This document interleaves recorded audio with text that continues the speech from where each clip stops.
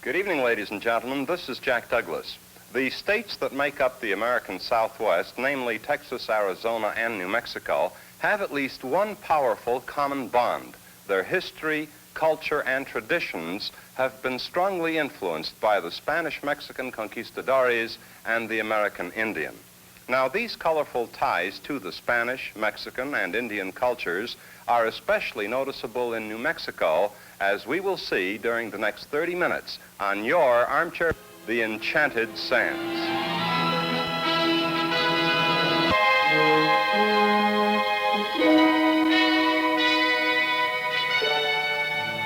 When you first fly over certain parts of New Mexico, you wonder how the state ever got its nickname, Land of Enchantment. From the sky, it appears to be primitive, a tough terrain of ice and rock and sand. But you have to believe it, the enchantment is there all right, as we'll soon see. That huge square in the center of the circle is actually a concrete slab, the Four Corners Monument in northwestern New Mexico. And on this very spot, 4 states meet: New Mexico, Arizona, Utah, and Colorado. As we continue our flight, we'll see pueblo after pueblo, Indian adobe villages. Now, there are 18 inhabited pueblos throughout the state, and tens of thousands of Indians who do not live in pueblos, such as the semi-nomadic Navajos. Throughout your vacation trip to New Mexico, you will constantly be reminded of the Indians' history, culture, and customs, and even a trucking line will serve as a reminder. And you'll see a lot of the Rio Grande, which has its source in the Rockies of Colorado and cuts right through the heart of New Mexico as it flows southward into Texas.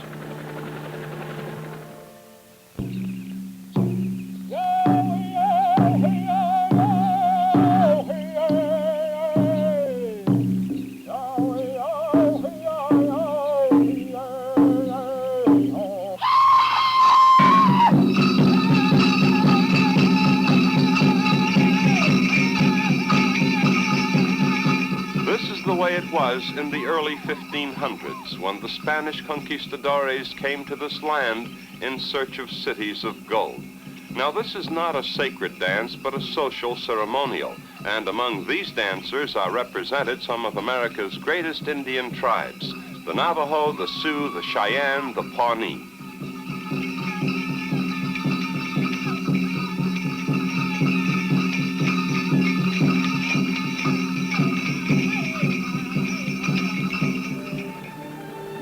Airborne again, we're approaching Albuquerque, New Mexico's largest city, but not the capital, which is Santa Fe.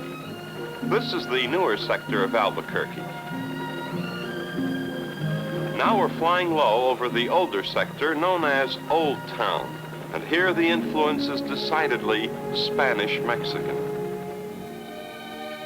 Old Town Plaza is delightful, a town square that retains the charm and atmosphere of the old world. Now notice the church in the background, the Church of San Felipe. It was built in 1705 or 6. Anyway, the first entry in the parish books is dated early 1706 and records the baptism of a child. Services have been held here at San Felipe every Sunday since its completion, and incidentally, its adobe walls are 7 feet thick. The Patio Market is more than just a tourist attraction. It is old and historic, and above all, it's a shopper's paradise. The signs tell the story.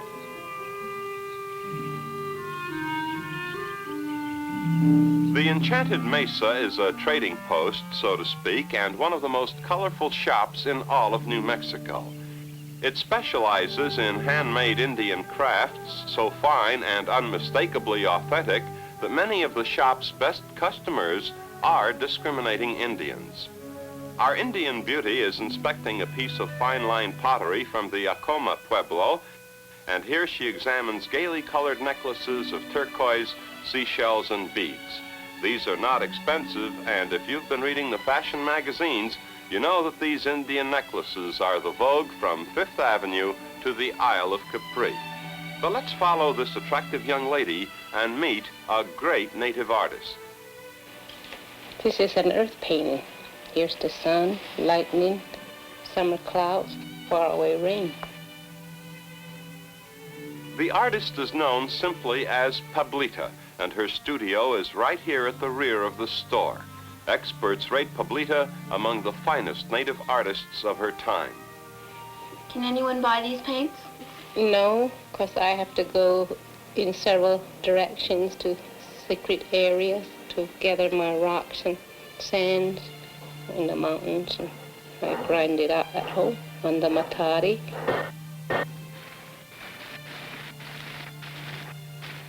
Then I pour it into little small seashell trays. And most of these colors come from New Mexico.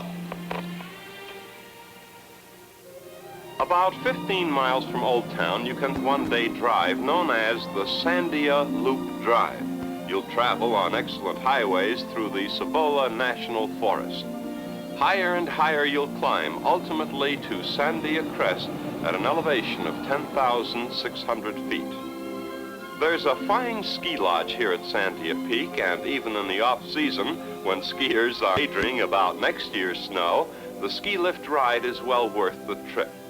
Most visitors leaving warm and sunny Albuquerque come unprepared for the cool altitude, so the lodge thoughtfully provides capes for the ladies and jackets for the men. Moments later, you'll be overlooking the Rio Grande Valley. As late as May and early June, the last snows are still in the process of melting.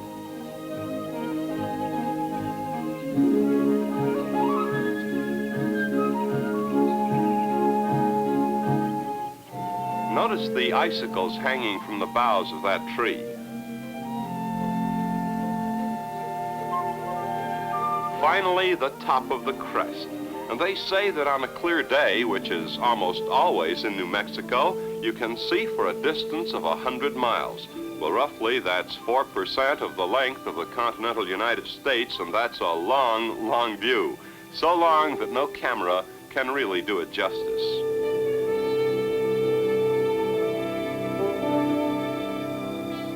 Jamez Springs is a small village in the heart of the Jamez Mountains. En route, you'll see adobes you may wish to abandon, some are not. Also along the wayside, wild horses. And you know, there's always something of interest to see when you drive the New Mexico countryside. The Jamez Mountains are of interest not only because of the spring and numerous hot springs, but also because the mountain itself is the residue of an enormous, long-extinct volcano.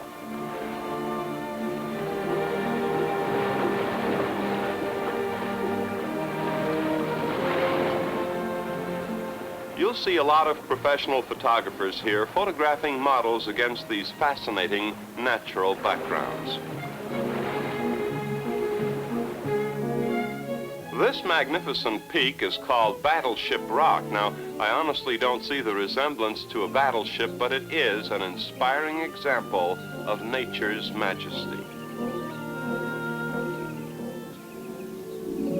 Santa Fe, the capital, is noted for its variety of churches. This is Santa Fe Cathedral, made famous by Willa Cather's novel, Death Comes For The Archbishop. Now we're approaching the oldest church in America, the Mission of San Miguel, built in the time of 1620, more than 100 years before the birth of George Washington. Yes, Santa Fe is that old and older.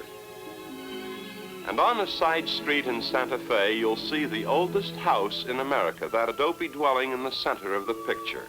They measure time in terms of centuries in this proud state of New Mexico. Chimayo, just north of Santa Fe, is the Church of the Niño, the Christ child, and to this church come the parents of small children. They place the child's booties before a small papier-mâché statue of the Christ child, for these people believe that he walks here at night to give the people his protection. About 500 feet from the Church of the Niño is El Santuario, the so-called Church of the Holy Mud. On the side of the church is a rectangle of moist earth or mud, and this mud, according to the believers, has curative powers. Now look closely, and in the background you'll see the crutches and braces of those who came here, scooped up the mud, and say they were cured of their affliction. El Santuario in Chimayo, as lovely as a picture postcard. While you're in Chimayo, you'll want to visit Ortega's. Ortega's the blanket weavers, who during World War II were commissioned by President Roosevelt to develop the design for the famed Air Force division, the Thunderbirds. The man on the right is David Ortega. The weaving of the Chimayo blankets has been done in this village of Chimayo, New Mexico, in this manner for the last 200 years. The only thing that has changed has been the use of commercial wool in recent years. We, the Ortega family, are now in the 7th generation of weavers. Ortega's is not a large shop. There's no mass production here. As you can see, there are a few looms, and with only slight changes, this is the way the Ortegas have weaved blankets and similar goods for 7 generations. Here on the way to Taos is another unusual rock formation. This one is called Camel Rock. And the ever-present, always welcome Rio Grande.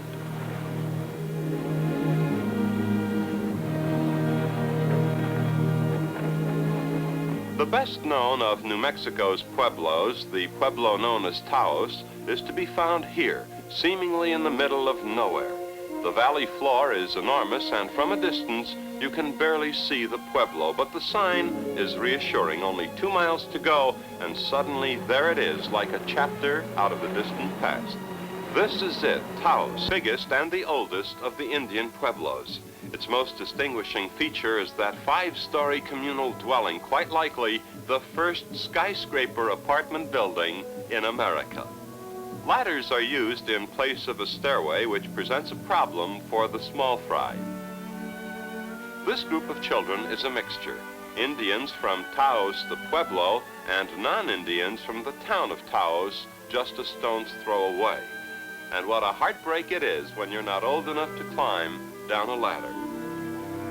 The Taos Pueblo dwellers are mainly farmers, and here late in the afternoon we saw them returning to their adobes from the fields and farms. Once inside their homes, the rest of the world is shut out.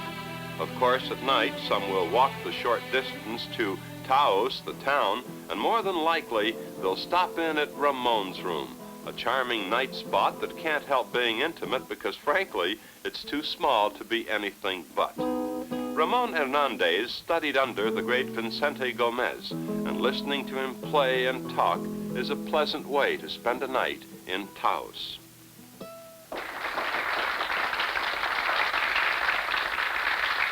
Friends, I would like to play one of my favorite flamenco timings because it brings the happy feeling of Spain into our beautiful New Mexico.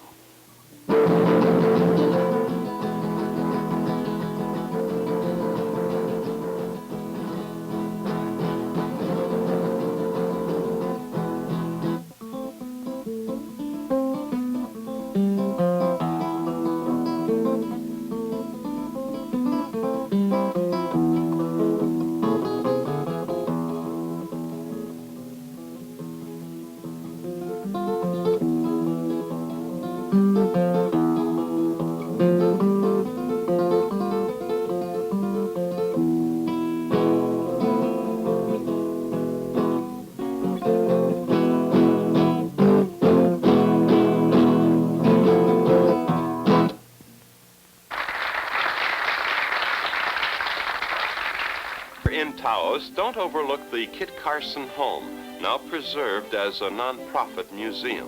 The great Carson, hunter, soldier, scout, lived here during the 1850s, serving the government as a brilliant Indian agent who restrained the warlike Apaches and persuaded the Navajos to seek the ways of peace. This old wagon is a relic of the period, but the wood is so rotted and fragile that a sign is posted to prevent it from being ruined. Visitors are most welcome to tour the home and see the mementos left behind by one of America's truly authentic Western heroes, Kit Carson. This, too, was part of Kit Carson's domain, the Zuñi Mountain almost as flat as a tabletop. Nearby is another of the better-known Indian pueblos, the Zuñi Pueblo. Now, this happened to be a Sunday, and we followed the Zuñi Indian called Blueing, his friend John, and his grandson Hiram on their way to church.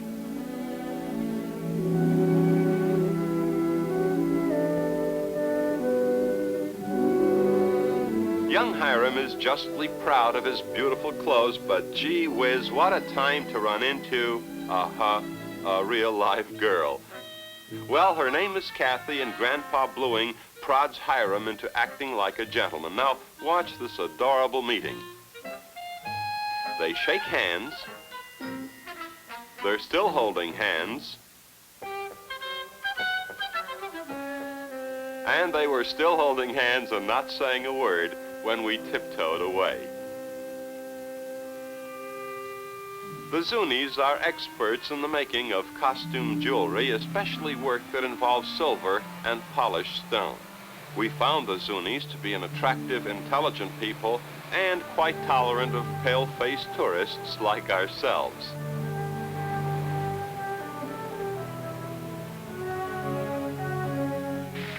In the Zuñi Pueblo, the Monday morning wash generally refers to the outdoor bread oven and not the washing machine. And while the menfolk stand around admiring her technique, Mom washes out the char and soot. This type of oven, by the way, is called an horno, and we're told it was introduced to the Indians by the Spanish. After the coals are red hot, the coals are removed, and the bread is baked by the retained heat of the oven. Bandelier National Monument in northern New Mexico is another absolute must on your vacation itinerary.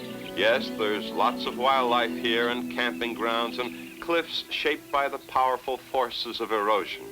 But more important, Bandelier is the site of the ancient Indian ruins in Frijoles Canyon. First, though, watch as our camera pans the canyon wall. Notice those pit or pock marks?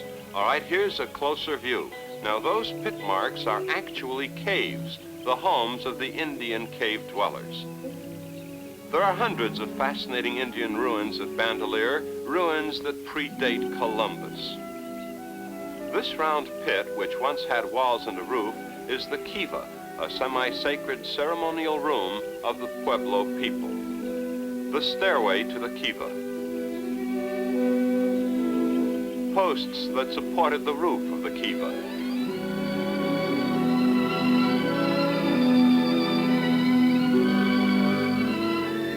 An ancient treasure of a different kind, uranium ore, was found here at Haystack Mountain near Grants, New Mexico in 1950.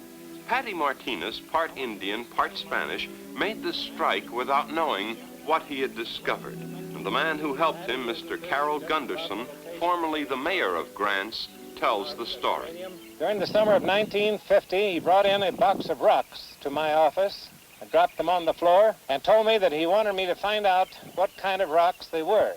It so happened that I was able to send these rocks to the Santa Fe Engineering Department, and they advised me that they were uranium ore rocks. And that was the beginning of a multi-million-dollar industry in western New Mexico.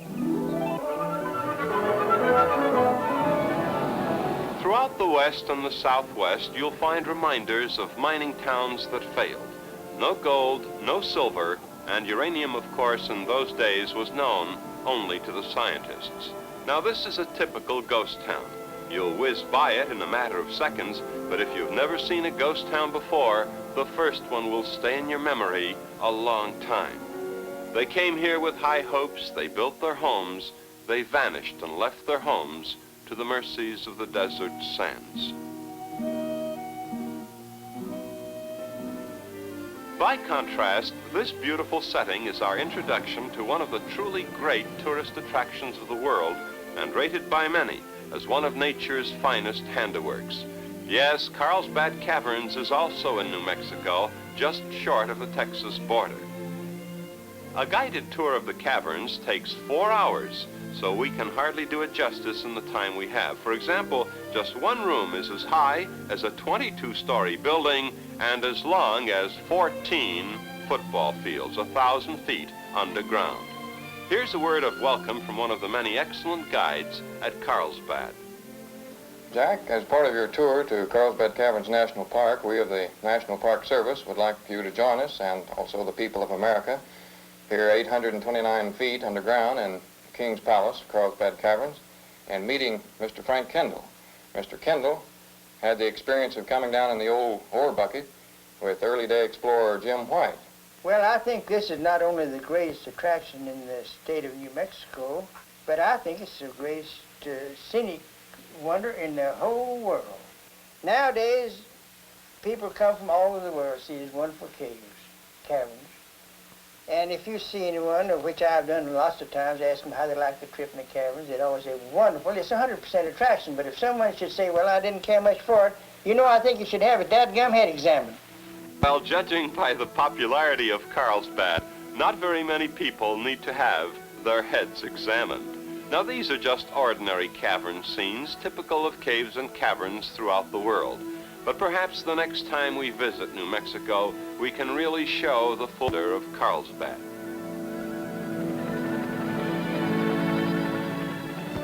Well, our armchair vacation has ended much too soon, but we've seen at least a few things worth remembering. The Indian culture and way of life of today and of the yesterdays beyond recall.